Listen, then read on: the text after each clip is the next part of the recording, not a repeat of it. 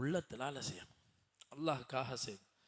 அப்போ அல்லாஹ் இந்த ஆயத்தை சொல்லும் போது சொல்கிறான், இது எனக்கும் என் அடியானுக்கும் மத்தியில் உண்டானது. 2 பேருக்கும் இதில் பங்கு இருக்குது. இந்த ஆயத்தில் அல்லாஹ் வணங்குறோன்னு சொல்கிறோம், எங்களுக்கு உதவி செய். வஇய்யாக நஸ்தஈன், எங்களுக்கு உதவி செய் அல்லாஹ். நிறைய தேவை உள்ளவங்க அல்லாஹ், நிறைய தேவை எங்களுக்கு. உன்னை தவிர நாங்கள் யார்கிட்ட போய் கேட்போம்? எங்களுக்கு உதவி செய்.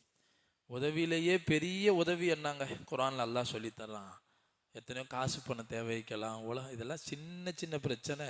பெரும் பிரச்சனை நேர்வழி, சொர்க்கத்துக்கான பாதையை எங்களுக்கு காட்டிடு. வேற வழியில் நாங்கள் போயிடக்கூடாது.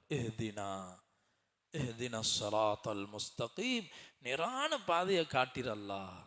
இது என்னுடைய அடியானுக்கானதுன்னு சொல்லி அல்லாஹ் ஹிதாயத்தை கொடுக்குறான். இந்த சிந்தனையோட சூரா ஃபாத்திஹா தொழுகையில் ஓதுறோமா? ஓதணும்.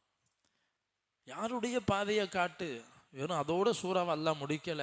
ஸிராத்தல்லதீன அன்அம்த அலைஹிம், நீ யாருக்கு உலகத்தில் உபகாரம் செய்தாயோ அந்த நபிமார்கள், சித்தீகீன்கள், சுஹதாக்கள், சாலிஹீன்களுடைய நல்லடியாருடைய பாதையில் எங்களை வாழ வச்சிட